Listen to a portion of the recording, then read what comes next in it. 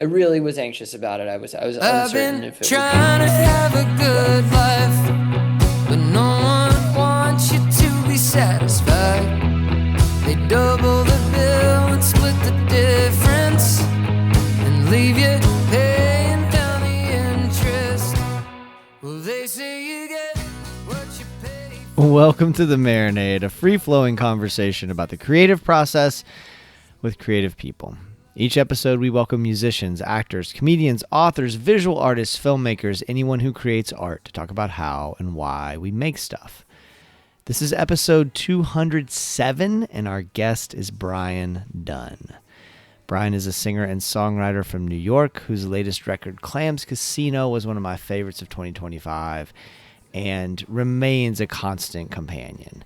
Rolling Stone called Clams Casino, quote, an indie rock Paul Simon-evoking gem of a record, unquote.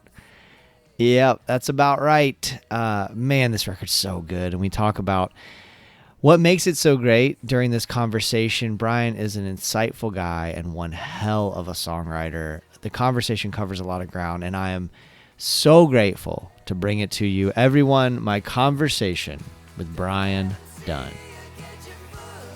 Hey Jason, how are you? Hey, Brian, I'm doing well, man. How are you? Man, how's the audio?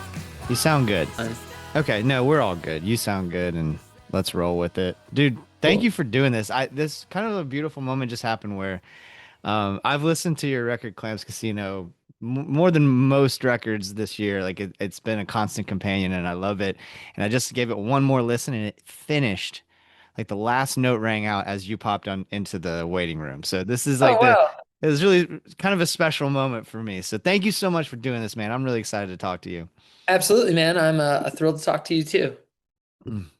Like I said, this record, dude, has been just like a constant companion, and there's a lot of things that I love about it, and we'll get into some of that. But I'm wondering how you feel because like pretty much every year end list that I see, this record's on everybody's year end list, and I'm wondering if you're conscious of that, and then also like how you're feeling as the year winds down with this incredible record.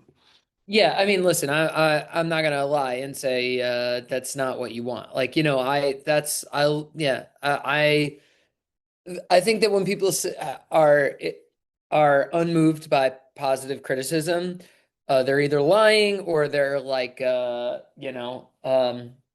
psychopathic. You cannot not be thrilled to hear your album is being like, applauded. Mm, Um, but what I find so interesting about this record is I made a very conscious effort to strip a lot of stuff away, and just be myself for better or for worse. And it's a strange feeling to be like, oh, I know it sounds obvious, just be yourself. But for a long time, I was trying to dress my music up this way or that way, or have sort of a specific lens that could center my music in a certain genre or a certain aesthetic.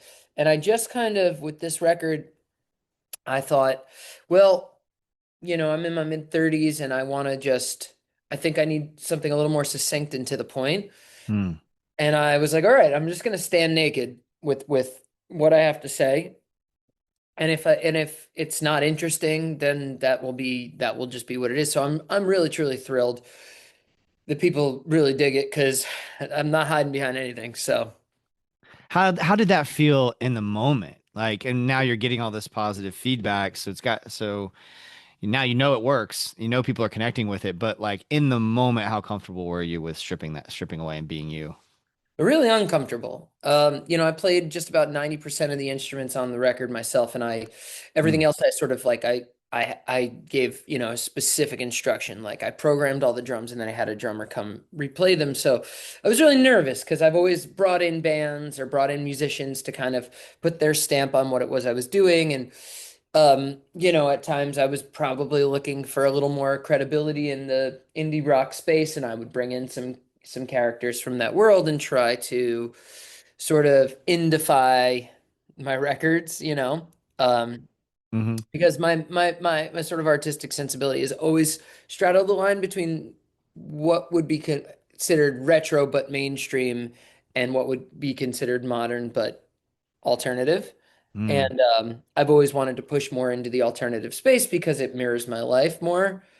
But at the same time, I can't deny that my influences are a lot of, a lot of very successful commercial acts, and so I was like, I just had a revelation that I just needed to stand behind this. And honestly, when the first review came out, it was like I like could breathe.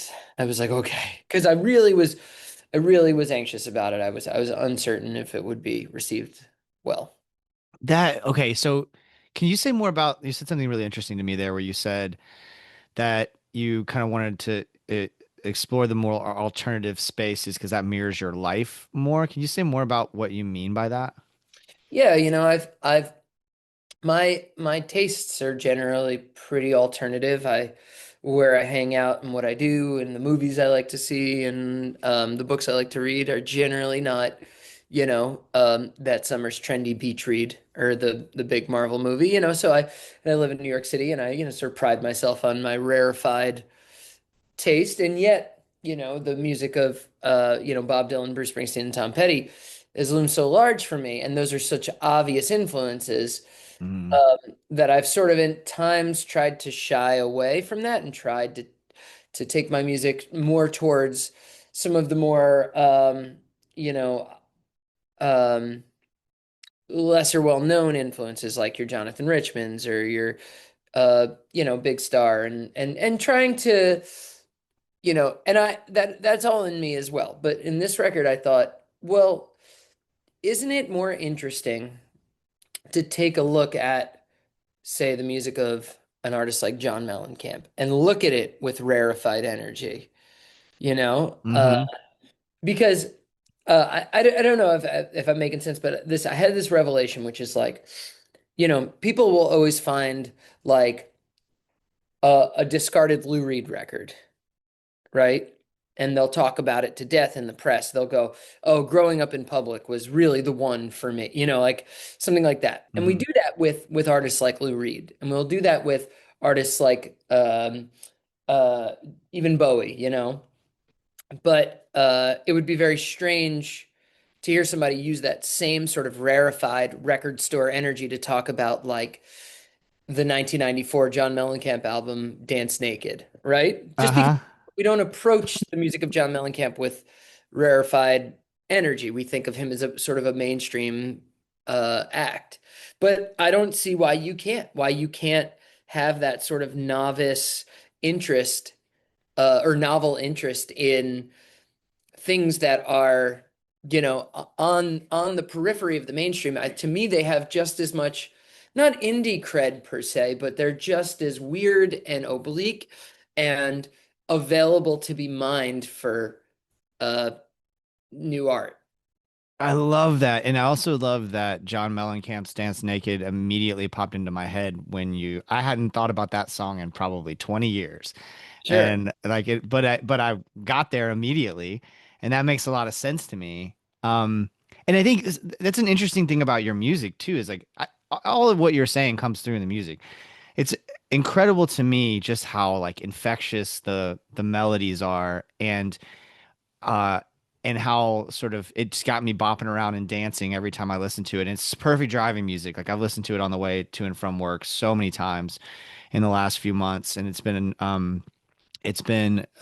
really comforting for me because also I'm bopping around, but then you're painting these pictures. You're bringing us into a world. Like when I think about a song like Max's Kansas City, like I'm along on this journey, and I'm wondering, can you talk about that particular song and like how that came about? Because it's been one of my favorites all year. Thanks, man. I'm actually like really not surprised at the response to that song, but just that was a type of song I'll write sometimes, which feels self-indulgent because it is truly like a therapy session for myself. At Mm. the time I was on tour in Europe by myself and I was kind of going through it, right? It was kind of hard to say if I'm ever having an existential crisis because I'm kind of in a low level state of having an existential crisis at all times, which I think is just a byproduct of constantly, kicking the tires on everything all the time, right? I think that's the Mm. job. I think that's what songwriters do. You're supposed to be kick. Everybody else is present and you're like observing, Uh-huh. I was on this tour in Europe and it rained 17 straight days. And my shows were sort of lightly attended more so than I thought they should be because I had had a hit there a couple of years prior and it was sort of slipping from my grip. And I couldn't just shut my brain down, And I just sat down backstage one day and I started writing this song that I was like, this is for me. This is just going to be a song for me to just get all this out. And and I started just sort of riffing on what was bothering me, but then I started to see a theme with it, which was sort of like, I think that my circumstances were probably predetermined before I got here, in terms of the class I was born into, the type of person that I am.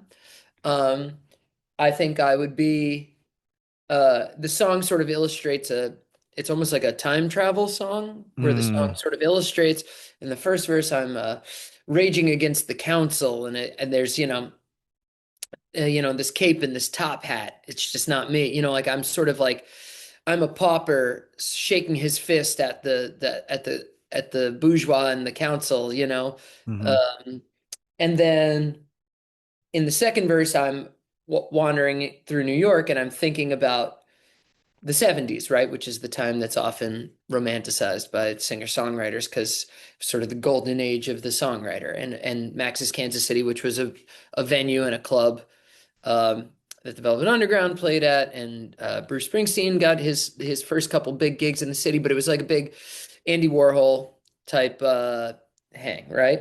Hmm. And you always assume when you're playing revisionist history that you would have been embraced, but it's a little like that movie Midnight in Paris. You may just be romanticizing the time before you were born. And so then these choruses were meant as a sort of directive to myself, which is loosen up, little man. Like you're this is what it was going to be for you at all times. You were always going to be shaking your fist at someone or something, and maybe it's time to just get comfortable with it. Man, that's incredible. Midnight in Paris has come up a couple of times in my life lately. It's one of my all-time favorite films. It has my favorite scene in any film when the Owen Wilson character is talking to Hemingway Mhm. and he's talking about his fear of death.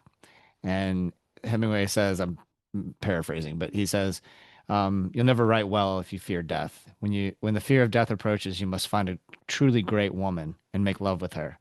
And in that moment, in that moment, you will not fear death. And then when the fear of death returns, you must find another truly great woman and make love with her." Yeah, man, that's a great it's a great movie. I and I was thinking about it when I was writing the song because I was thinking I was at the time I was chewing on I'll have this thing that comes up a lot when people are writing about my work, which is it doesn't hurt my feelings anymore, but the maybe the most common thing that's said about my music is people like to philosophize that if I were to have come out in another era, I would have been more successful. And Hmm. but what's funny about it is it's always a different era that somebody says, whatever review I'm reading. It's like, oh, you can imagine if this record came out in 1994, he would have been on tour with Counting Crows. And then I'll read another one that's like, oh, you can imagine if this record came out in 1978, he would have stood amongst the likes of Steve Forbert and Graham Parker. It's like always Uh-huh. and I think that we just do that inherently with what's left of rock music. I think rock music is nostalgic and in a way kind of has been zombified, since the Beatles broke up. Maybe all rock music harkens back to another time. And that's okay, but it's a dangerous thing to constantly think that you would have been a different person if you'd have been born in a different time. Because one, you can never find out, but two, who knows? Who knows? Maybe I would have been in the back of the discount rack. Okay, so Everybody assumes that they would have been Neil Young, but there's a lot yeah. of records that from those times that you're just like, who the fuck is this? Yeah. Okay, that's really interesting. I have a couple of thoughts about that. And one of them is just like I think um sometimes we forget that rock and roll music is a relatively young art form. Like Right. in the grand scheme of things, right? It hadn't been around all that long. And so it's interesting to like, especially being I'm 45, so like being my age and thinking about how in my formative musical years, late teens, early 20s, I was discovering Zeppelin and the Stones and all these, the Who and blah blah blah, and the Beatles, and as I was, and that seemed like ancient history, you know? Right. It seemed like, but it was, I mean, now you mentioned Counting Crows, like of course they're still around, but like the I just listened to August and everything after yesterday, Mhm. all the way through, and which still fucking slaps, by the way. Totally.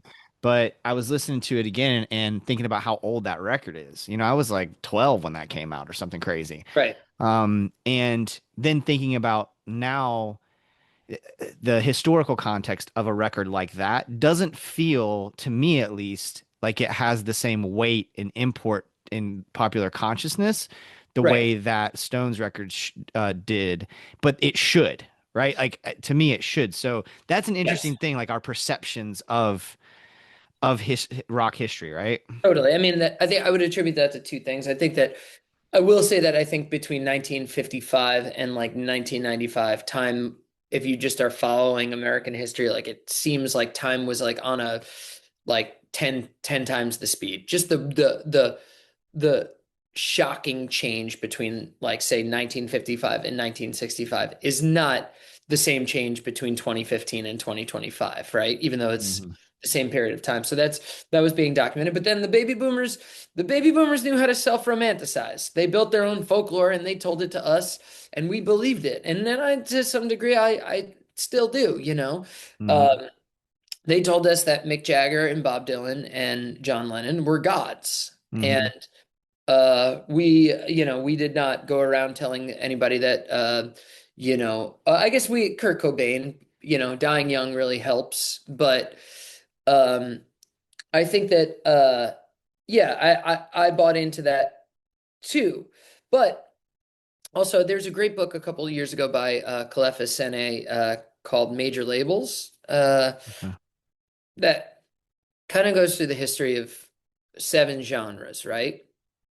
And just how people think genre is a bad word, but genre is how we define, how we organize, how we push against. And with rock, he was focused on how many times rock has been claimed to have died, right? It died when Elvis went in the army and Buddy Holly's plane went down and Chuck Berry was arrested and Jerry Lee Lewis married his 13-year-old cousin. Mhm. Then it was reborn with the British invasion, right? And then it dies again when the Beatles break up. And by the time we get to the mid 70s, it's been a long time since rock and roll. And I remember when rock was young, we're already in inherently like nostalgic territory. Just take those old records off the shelf, you know? Hmm. Um, and it's cycled through. It's continued to cycle around and around and around. I remember that day that Kurt Cobain died. That felt like the end of rock at that time. And then here we are again in the indie space in like 2008, feeling so present, like something's happening. And now that's become nostalgic, and I'm certainly very nostalgic for that, And I think that rock is just a nostalgic art form at this point.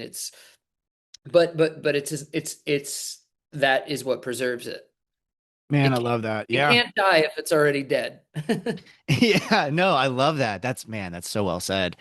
And I would argue, and I make some form of this argument, some version of this argument pretty frequently. I would argue that right now is a very fortunate time to be alive and consuming art. I would argue that right now there are so many incredible artists that like almost too much. We almost have too much access. Right. Like that I miss out on some things that like I mentioned you being on everybody's year-end list. Some of those year-end lists, I'm like, oh, this band released a record this year. Like I barely listened to the Mountain Goats new record this year, and I Right. and I love the Mountain Goats. I just didn't have time to get to it.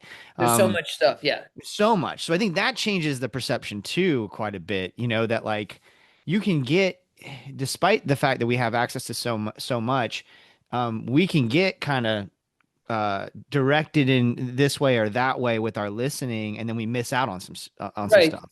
Right. We would just have less of a monoculture, that we don't Hmm. have an MTV or a radio or a rock radio station that tells us this is what's happening. So, you know, I'm sure to some people my record is everywhere, and to most people, never heard of it. Yeah, yeah, yeah. Interesting, but it also creates an interesting, I think that creates a better environment for making art. I would like to have full autonomy of my career and have big budgets to do what I want to do, but I don't know if a private jet has ever done anything good for artistic integrity. Right. Don't get me wrong, some guys some guys could do it. Paul Simon, made Graceland. He was already a superstar. And the Stones were 20 years into their career when they kicked off Side One to Tattoo You with Start Me Up. Don't get me Hmm. wrong, like you can get to the top of the mountain and still cook. But I think that artists not necessarily or songwriters not necessarily touching the sky as much as they used to is good for connecting with people and telling human stories. Mm. I'm not writing about the middle class as sort of like a fetishization of what I think the working class is. I'm part of it. I got a mid-size Honda. Yeah, yeah. That's what this looks like these days. And for better or worse, that's the place that I'm writing from. Man, that's great. Okay, let's talk about writing. And if I could use Max's Kansas City as an anchor to that conversation, because when you that first verse, when you open up with "I'm sick of trying to be somebody," from the Widow's Walk, I screamed. Yeah. First of all, that picture in my head is just so clear and like unexpected, right? And then this cape and this top hat, and then it's taking this turn. Now I'm like, wait, where are we going?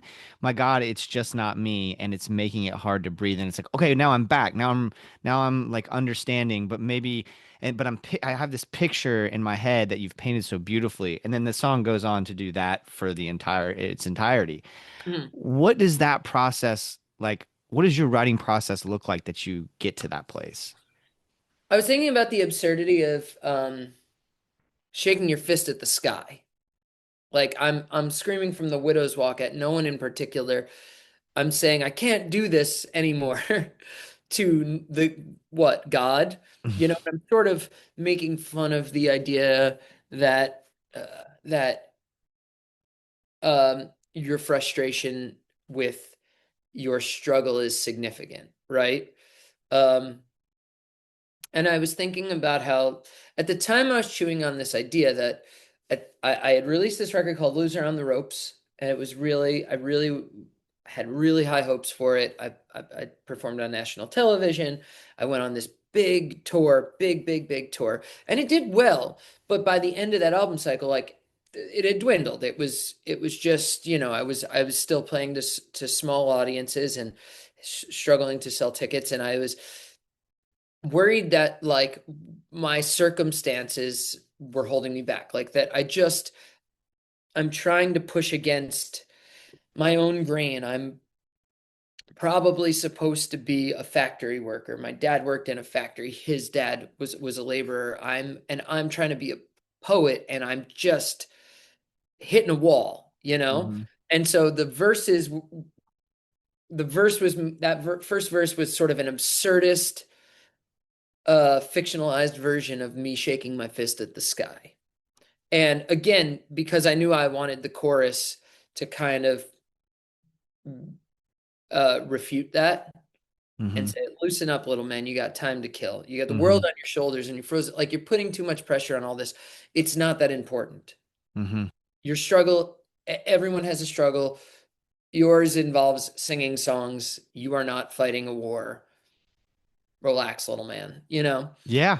And so it's sort of one of the sort of the tricks of this album is I like talking about class, but also calling out my own hypocrisy, right? A lot of my I was born into a super middle class family, but I also have this very lush job that I signed up for, right? Like being a singer songwriter is inherently fanciful. It's a Yeah. it's a fancy boy job. If my grandfather saw what I did, he would go, "What? What do you Mm, do? You write songs?" You yeah. know what I mean? Yeah. Yeah. Uh, and so I kind of there's this duality where it's like, yes, you know, write what you know, sing about your struggles. Also, get a grip, man. Hmm. And yes, working class blues, but also don't you aren't you a fraud if you're kind of wishing you were not part of the working class, like you're using this working class blues to, and then you're like, I want you're shaking your fist at the top of the hill, but you're like, I'll take a seat up there if they let me. Yeah. What you just said reminds me of when BJ Barham, especially when he performed solo, Hmm. he talks about how his dad, like early on in his career, his dad was like, let me get this straight. People pay money to come see you get on stage and talk about your feelings. And it's like, it is kind of an absurdist thing, but It's outrageous, yeah. outrageous to ever complain. Um, and yet, Yeah. it's been the great struggle of my life to get this, this is what I care about, what I love, and I want to get it to people. And it's a very easy job in terms of what it is to do, right? I get up on stage and I play songs.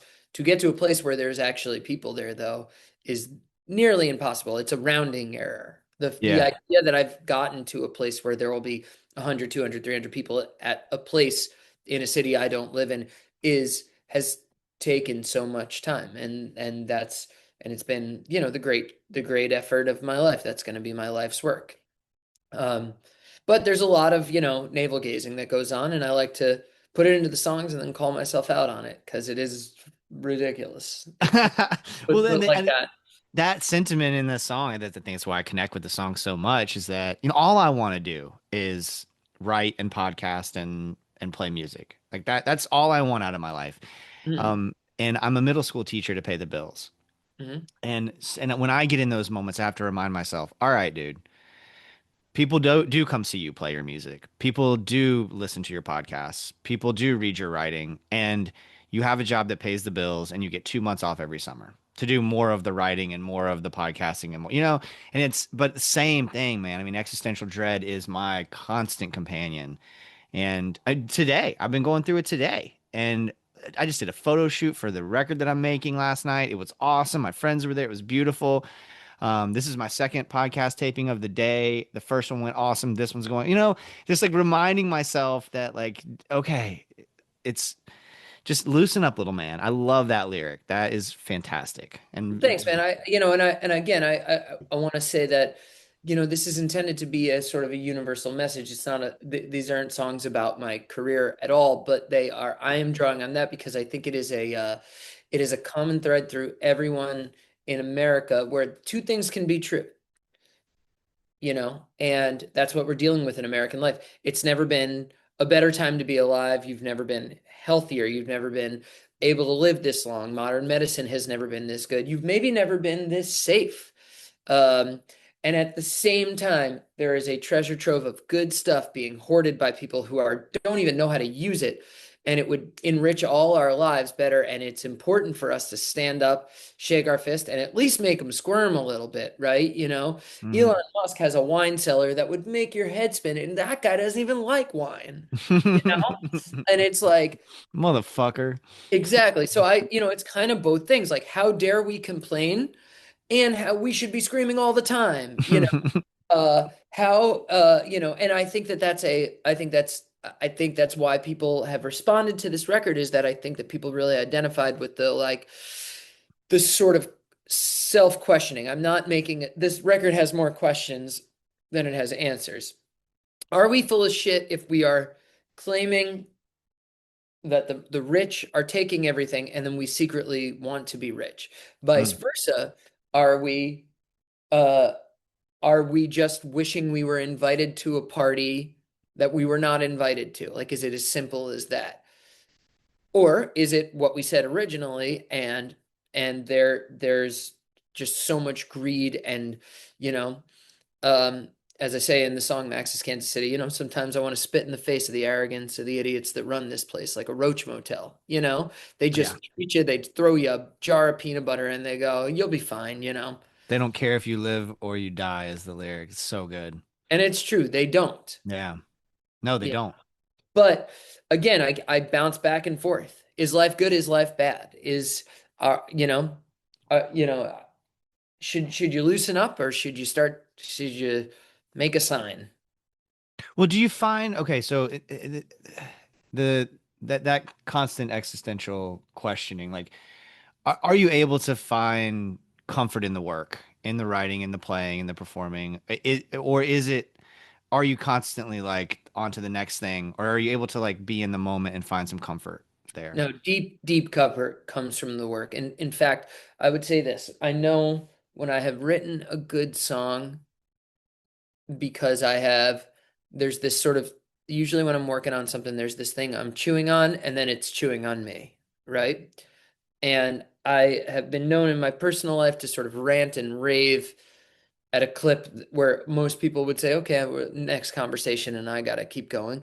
When I write something about something that is eating at me and it's a complete thought, I can put it down. Like I can Mm, fully put the thought down. I'm done with it. It is a complete thought. It is a full circle, and I'm at peace. When I wrote this song, I was having such a tough time. And when I finished the song, I was fine. I just needed to figure it out. And it wasn't like, oh, I just need to get this out. More than that, I needed to understand it, understand what it was I needed to do with this information running through my head at like such a, because the song is sort of a lyrical onslaught because that was what was going through my head. I just was like, I can't believe how I got here. yeah.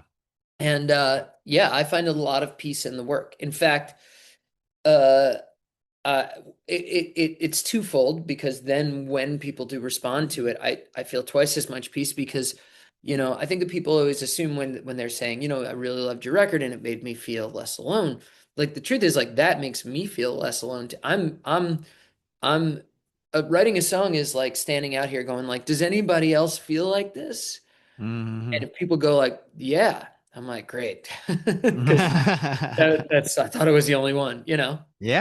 Yeah, 100%. And then yeah, I mean that's the beauty of great songwriting. It does make you feel less alone. It does for me as a listener and a writer, but especially as a listener consuming music like this. I mean, that song makes me feel less alone. And Thanks, man. yeah.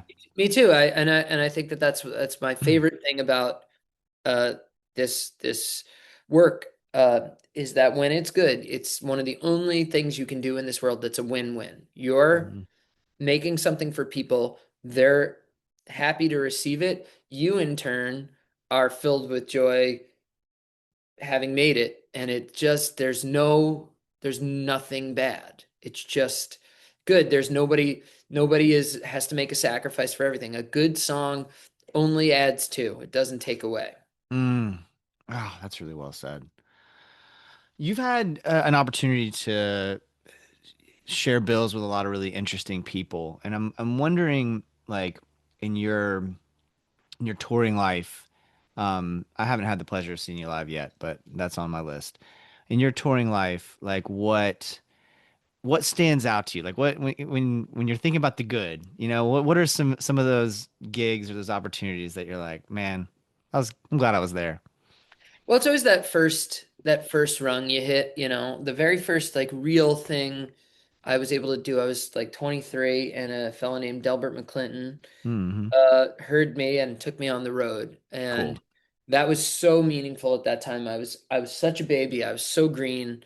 I had one record, but he was playing. He was a sort of a legend, and he was playing real venues, and it just, I mean, the idea. I would always knock on the front door of the venue, and at some point somebody had to tell me like, you can come around the back, man. Like that's where like I'd be like at the Wilbur Theater in Boston, like knocking on the box out like with my guitar, you know. So that was great. I did a lot of touring with the Secret Sisters and Justin Townes Earl and Joe Pug in like the mid 2010s. that's sort of that was like sort of in the Americana sphere, and that was sort of where I was sitting, although I felt a little out of sorts with the genre. I felt like I couldn't quite Mm. myself within that.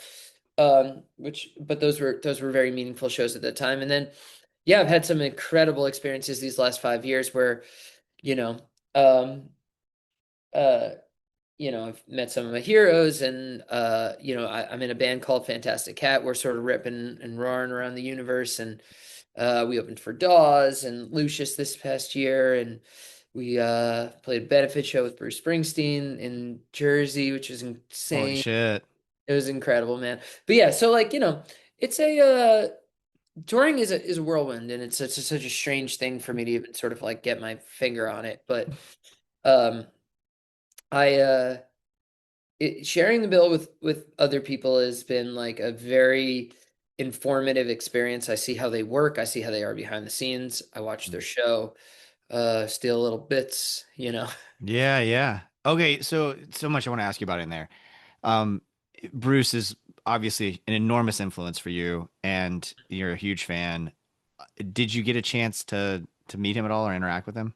Yeah, yeah, you watched our set, which was insane because I didn't Whoa! really watch the set, and then I walked back through the curtain. He was standing there. Yeah, it was a crazy experience. That's like this benefit show they do in Jersey. He's known to show up, so we were sort of aware that he might be there. It's not the craziest thing in the world, but it was a night that I'll never forget. Yeah, he was the best, and he's exactly who you'd want him to be. That's awesome. I've heard that now twice in like the last couple months. My buddy Mike Dunn got to photograph him, and he said the same thing. Oh, cool. Yeah. Um, okay, and then coincidentally, and very interesting to me, I just recorded this morning, recorded an episode of the Marinade with Jonathan Bernstein, who has Oh, written great. a book about Justin Townes Earl that Yeah. comes out in a couple weeks. So what are your memories of Justin? Justin was a great songwriter. I didn't know him super, super well. I sometimes I get asked this a lot, and I played with him a handful of times in 2016, 17. Mm, Um, but I didn't know him super well. But we played together, and he always had the crowd in the palm of his hand, no matter what he was doing, no matter what state or shape he was in. He had a very percussive way of playing the guitar that was very like he would just sort of thump the guitar the whole time. Um, he was just a great songwriter and a great you know, performer, and he didn't give a fuck about what anyone thought. And the audience came to him. And I was mm, very much at the time that I would have been opening for him, I would have been about as eager as you could be. And it was my desperation was just like you could smell it across the room. mm, And he was so not desperate for anyone's approval or attention. Or maybe he was, but he was cool about hiding it if he was. yeah. And I remember watching his set and being like, see, he's making them come to him. And I'm basically up there like tap dancing, trying to get people interested. And I needed to back off a little bit and let the songs do their thing. Ah, that's really interesting. I love that it sounds like you learn a lot, like you're mining other people's performances for lessons. Sounds like you're a keen observer of that, and I 100% relate to it. I'm constantly watching performers and taking little bits from them. I can very much relate to that. Podcasters too, you know? Well, the truth is that I think that the number one thing that still motivates me is my music fandom, right? I'm a music fan first and foremost. I'm a fanatic of bands. I buy the merch, I have all the records, I get the bootlegs, all that stuff. And I think that often what I'm setting out to do when I'm writing a song is I'm trying to write the song that I need to hear, um, as a fan, right? Mm, When I was writing that song, Max's Kansas City, I was thinking about I was going through a moment and I needed a song for that moment, and I was sort of reverse engineering what it might be. Um, but vice versa, I also will go to things that I don't like, and that's helpful too. mm, When I go to a show and I think the band, I'm like, I would have done it like this, and I would have had a song that went like this. Well, you just started writing. I don't think there's any experience in music that can't inform you, you know. There's nothing you can learn that makes you unlearn anything else. It's a constant absorption of information. And any show, I could go to any show. I could go see, Insane Clown Posse. I would get something. I'd learn something from it, you know. I'd steal something. Or I'd specifically go make a note, don't do this, you know. Mm-hmm. Yeah, maybe don't throw Fago all over your fans. Or Works fine. maybe, yeah, yeah. I saw him at Bonnaroo this past summer. It was fucking wild, man. I bet. I bet. It was wild. Um, all right, so I keep asking people lately, especially in the last year, um, I have been thinking a lot about community and where to find it and how to plug into it.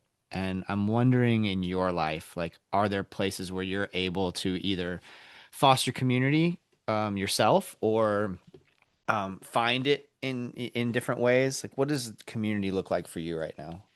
Well, I have a lot of friends here in New York, and I've been very lucky to have such a great scene of friends, and we throw parties and and all that. But outside of my personal life, being in part of a music scene was always very important to me, and something that was very hard to break into when I first got to New York. And New York is a it's a hard barrier to cross. People are very, they're not as as you would imagine in New York. They're not as open to just taking fresh blood off the bus. I also arrived here in 2011, which was sort of at the end of one particular moment and the beginning of another moment. Hmm. In terms of the scene, I was just sort of trying to um be a part of. But ultimately, what I ended up finding success with, well, part of it is starting band. Bands are inherently scene building because it's like I would say it's like throwing a party with your roommates versus throwing a party by yourself. Throwing a Hmm. party by yourself, you can do it. You can do it. But if you got three other roommates and everybody invites three people, you've got a party. It's not that hard. It's already a party, you know? Yeah, yeah, yeah, yeah. And so the band has helped immensely sort of build that music community for me here in New York. But even past that, I find that just, throw the party that you would want to go to and have the show that you would want to be a part of and invite people with confidence. People want to be invited. People get involved in music because they believe in that same dream.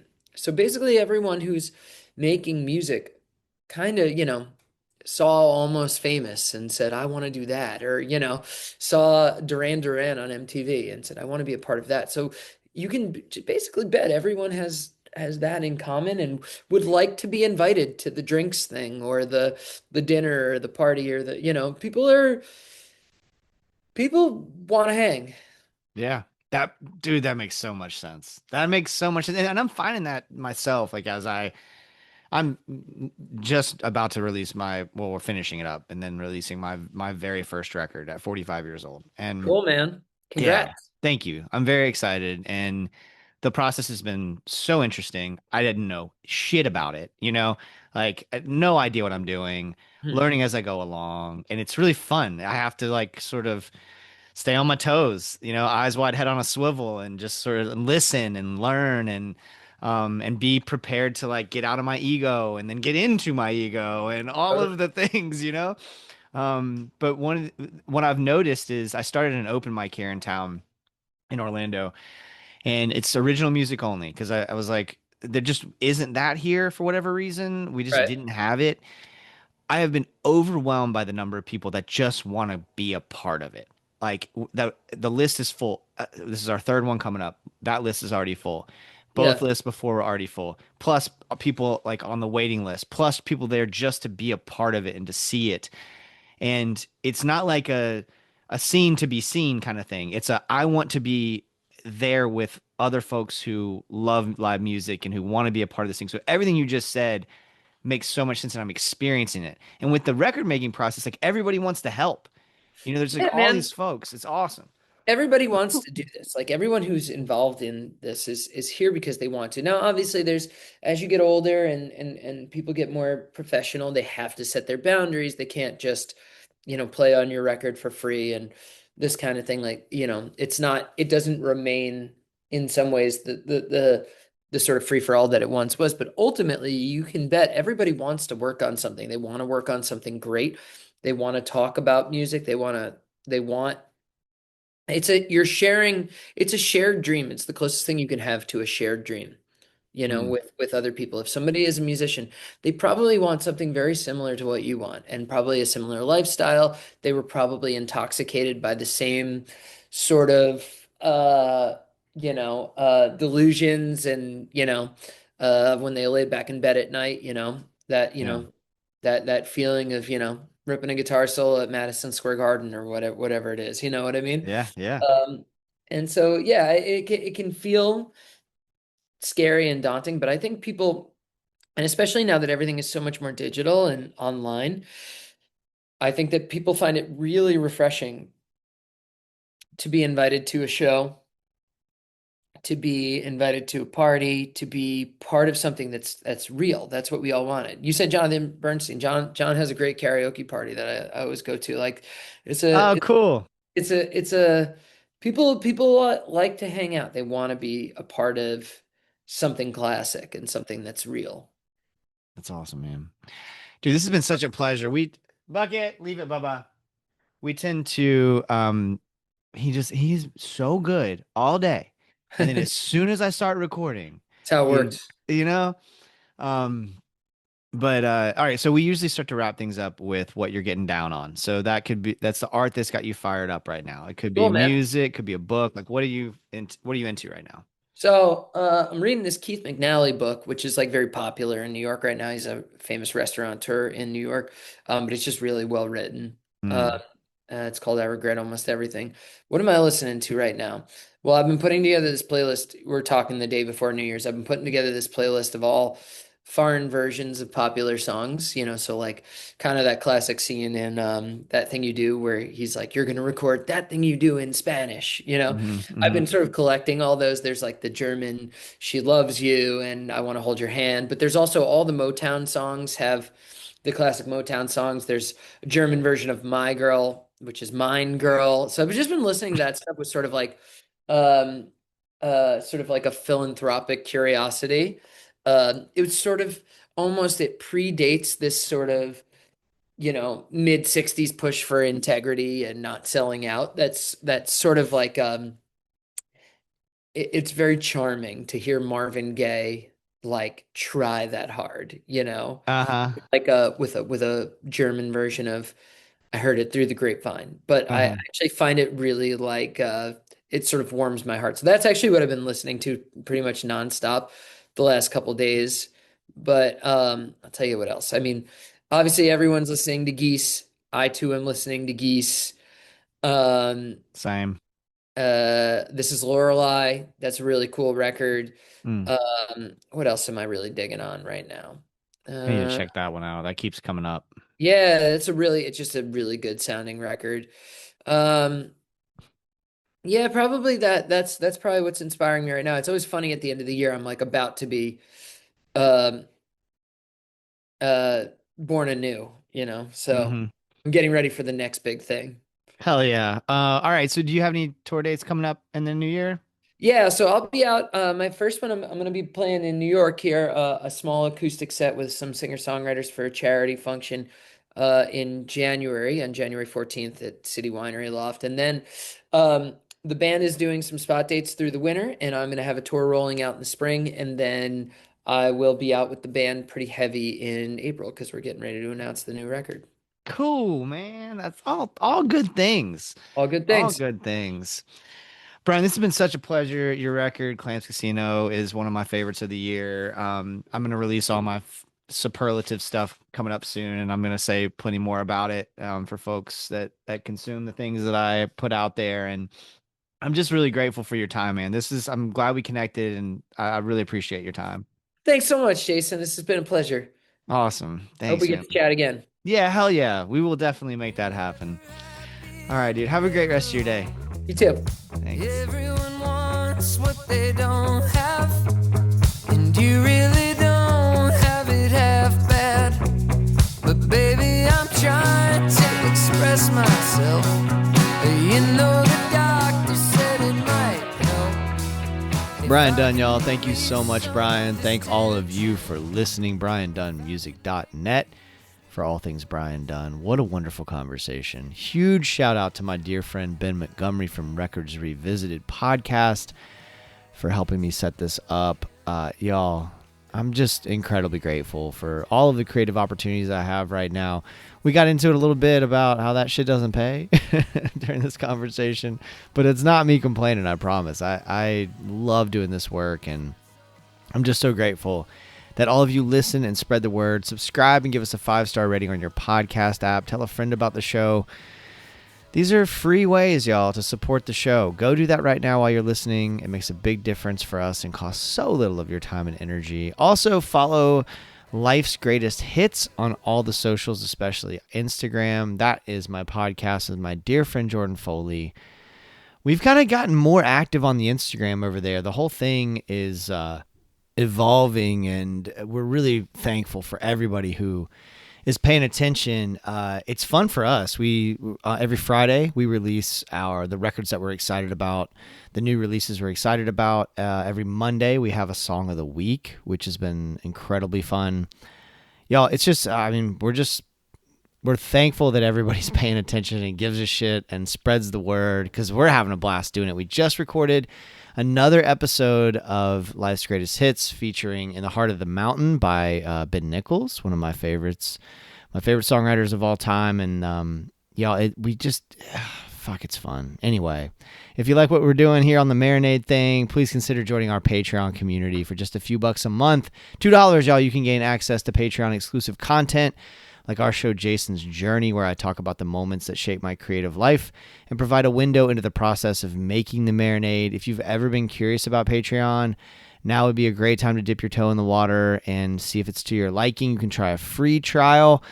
See if you like it. No pressure. Try it for 7 days. Set a reminder on your phone in case you want to cancel. Keep going if you dig it. Y'all, thank you to everybody who supports the show in that way.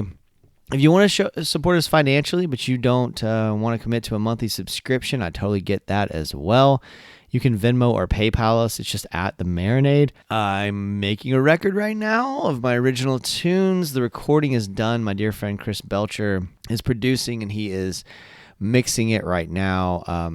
I never imagined this would happen, but it's so exciting. And I'm actually going to text him in just a second to see how things are going, because we're getting pretty close to having the record ready for folks.